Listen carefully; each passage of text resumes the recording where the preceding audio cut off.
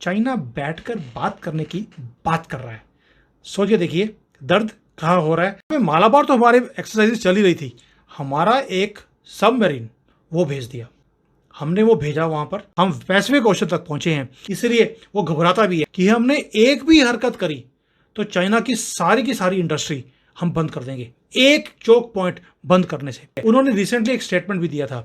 Prime minister Narendra Modi साहब और president Xi साहब, इन दोनों के बीच जो है साइड लाइन मीटिंग होगी और टॉक्स होंगी।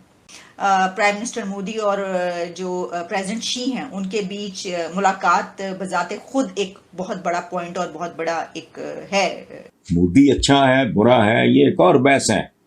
चाय बेचने वाला फख्र करो, हाँ मिथ नहीं टूट गई। Quad is the new NATO, ये तो इसमें कोई शक की बात नहीं है। लोग कितना भी करे, जब यूरोप में जब थ्रेट्स आएंगे नेटो इज नेटो, और एशिया में जो थ्रेट्स आएंगे उसके लिए the quad is the new NATO. आप मालाबार को ले लें, इधर बहुत ज्यादा इंडिया का मिलिट्री इन्वॉल्वमेंट हो गया है।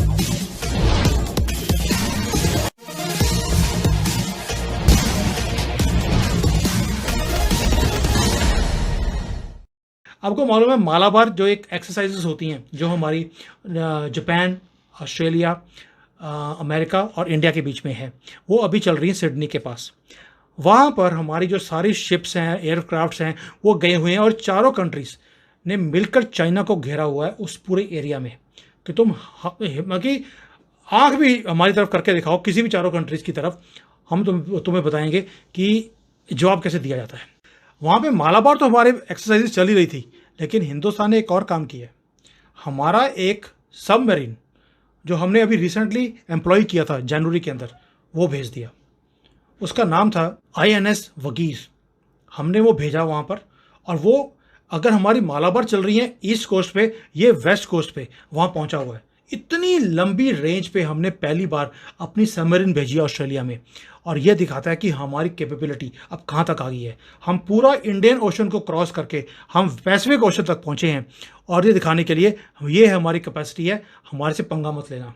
और ये जो एरिया है ये इतना चोक पॉइंट है चाइना के लिए, क्योंकि इसका सारा ट्रेड यहाँ से जाता है, इसका सारा तेल यहाँ से जाता है। हमने अपने आप को इतना ज़्यादा स्ट्रांग कर लिया है कि हमने एक भी हरकत करी तो चाइना की सारी इंडस्ट्री हम बंद कर देंगे, एक चोक पॉइंट बंद करने से। और चाइना को इस बात का मालूम है, इसलिए वो घबराता भी है। उन्होंने रिसेंटली एक स्टेटमेंट भी दिया था, हम सबसे पुरानी एक सिविलाइजेशंस हैं, आप भी सबसे पुराने हो, हम भी पुराने हैं, बैठ के बात कर लेते हैं।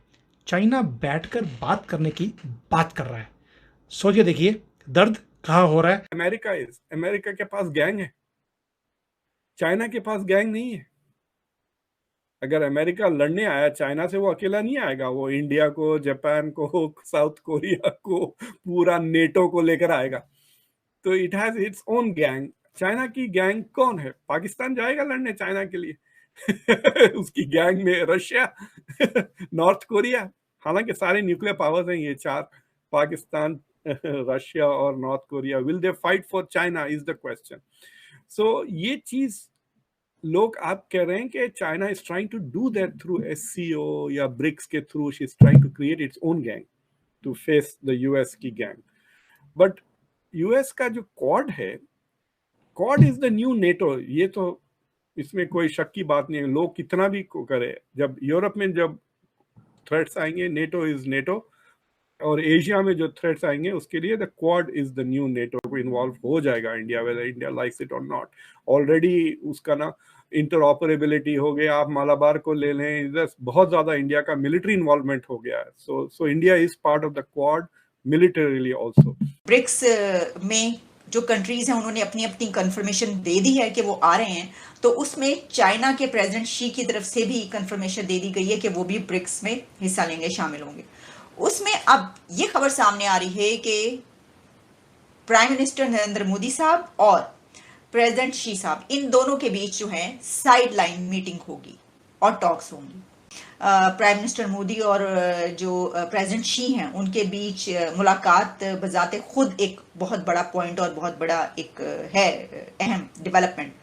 लेकिन क्योंकि अभी एक डेलीगेशन चाइना का जो है वो टॉक्स के लिए ही इंडिया से बात कर रहा था, और उसमें कोई ऐसी हौसला अफजा मतलब ये कि ऐसा कुछ सामने नहीं आया। वो कहा जा रहा है कि कोई डेडलॉक है या ये कि टॉक्स आगे नहीं बढ़ सकी। तो फिर अब उसको लेकर, क्योंकि वहां पे जो समिट में साइडलाइन मीटिंग होगी ब्रिक्स की चाइना और इंडिया के बीच, उसमें ये कहा जा रहा है कि हो सकता है कि कोई ब्रेक थ्रू हो। बात करता है ना पाकिस्तान के मुस्लिम उम्मा, ठीक है जी, मुस्लिम उम्मा के साथ भी ताल्लुकात बेहतर नहीं है। आप देख लीजिए क्या है कि उनके ईरान के साथ भी ताल्लुकात बढ़ रहे हैं, उनके साथ भी टॉक्स हो रही हैं, वो उनको भी फ़ोन कर रहे हैं और वो कह रहे हैं जनाब हम इसमें शामिल होना चाहते हैं, हमारे साथ दीजिए, और फिर चाबहार पोर्ट की बात हो रही है। लेकिन उसी के साथ तो चाइना के साथ भी टॉक्स करने के लिए तैयार है। ना सिर्फ ये कि उनकी टॉक्स हो रही थी अभी, बल्कि अभी कहा जा रहा है कि जो ब्रिक्स समिट है उसकी साइडलाइन मीटिंग भी होगी।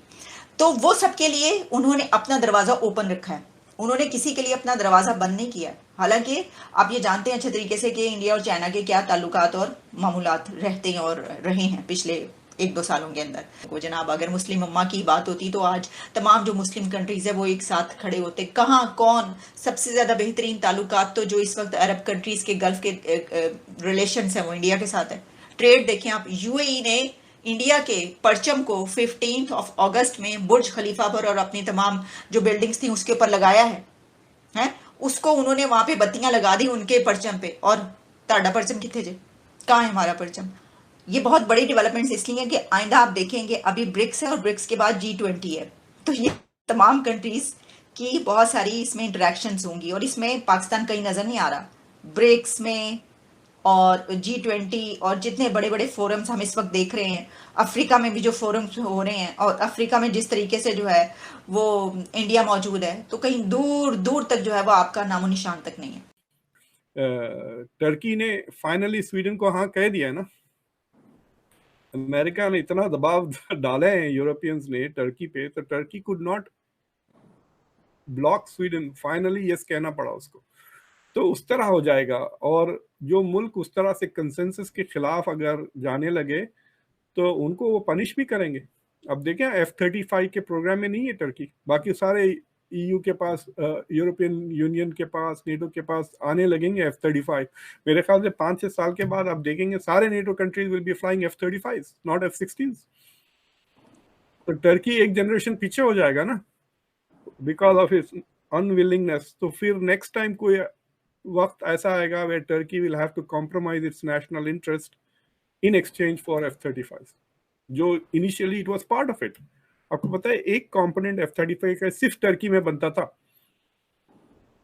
तो वो भी बाहर हो गया। वो मतलब Turkey was not just going to receive F-35, Turkey was part of manufacturing F-35 and it is out, so America will manage it।